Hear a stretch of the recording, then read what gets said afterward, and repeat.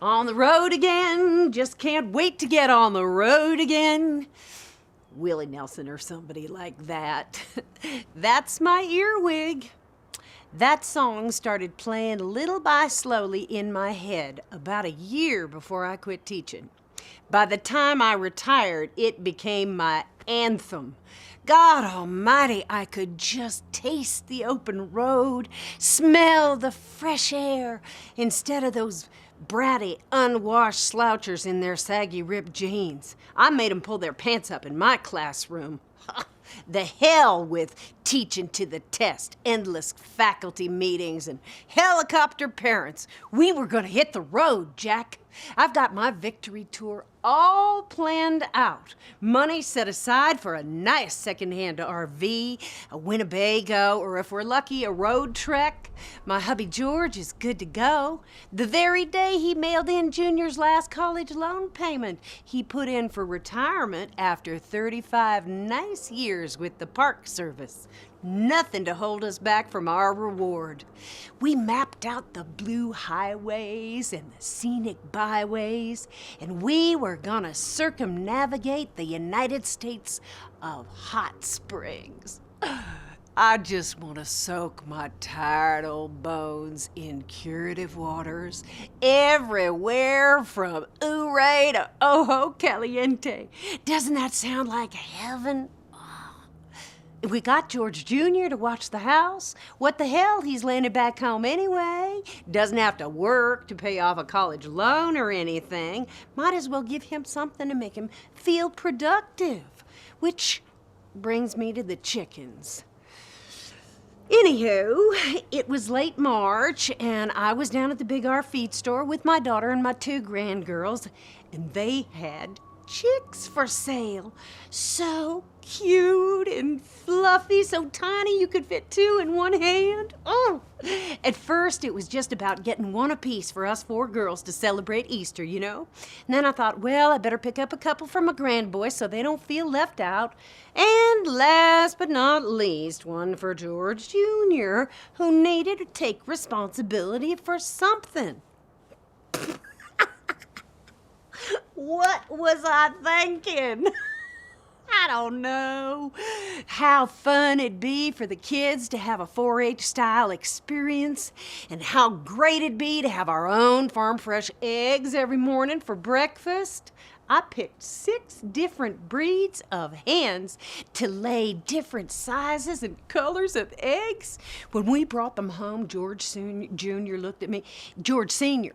He looked at me and he said, "Earline, you're insane." I said, "George, you knew that when you married me 34 years ago." And I proceeded to set them up in the kitchen where we could watch them, and the floor's linoleum. You wouldn't believe how fast they grow. Trust me, they grow really fast. And they smell really bad. Before long, the situation in the kitchen became incompatible with cooking, or let alone eating, if you know what I mean. So George Sr., who couldn't have cared less at first, he offered to build a chicken coop in the backyard. He's handy, and it turned out real nice, like a gabled playhouse. I mean, it's got all the bells and whistles. He put up 2 fences, and it's pretty much predator-proof. George wanted to make sure the chickens liked it out there and felt safe and that everything was working like it was supposed to. So he started feeding them every once in a while, since he was out there anyway. He said not to name them so we wouldn't get too attached in case we had to invite somebody home for Sunday dinner. In just about 4 months, the Easter eggers started laying. Just a paint palette of pastel eggs, just a mile a minute. The Barnvelder laid these gorgeous chocolate brown eggs. Oh, yeah, the not naming thing, that didn't last long at all. We couldn't help it. We were having a blast with our Easter chicks. Junior named his Hamburg hen Shotzi, which means sweetie in German. The Black Star is Tina Turner. The Cinnamon Queen is Beyonce. And George named the Buff Orpington Jennifer. Jennifer Orpington, you know, because he watches Friends reruns and he has a huge crush on Jennifer Aniston. He even pitched in with the cleanup, which may be why he decided they needed a free range. He claimed they wouldn't be happy stuck in the coop all the time, and he let them wander all over the backyard, which was okay, up until they climbed on the deck and pooped all over my new patio furniture. I special ordered that stuff from Home Depot. Chicken poo is huge, bigger than dog crap, Yorkie crap, but still. Now, I could just kick myself, because what happened down there at the Big R was all my fault, really. It's like going down to the Humane Society just to look around. Unless you tough up before you go in, you're gonna end up bringing somebody home. Those little chicks were just too cute to resist. Before I knew it, George was feeding them all the time. He'd call out to them in a sexy way, "Hello, girls.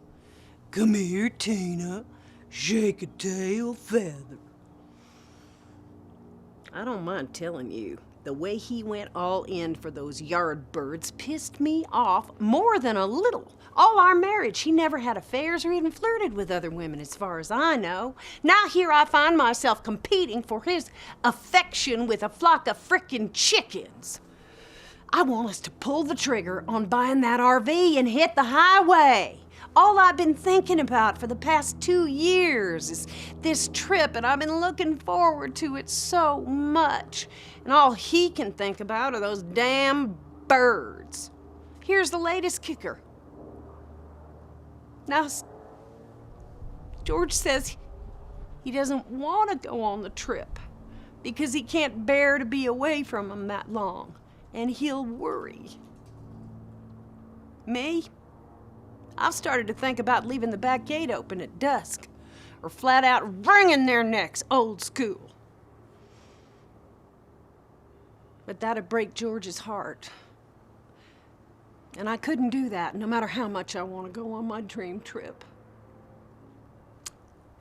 On the road again, just can't wait to get on the road again.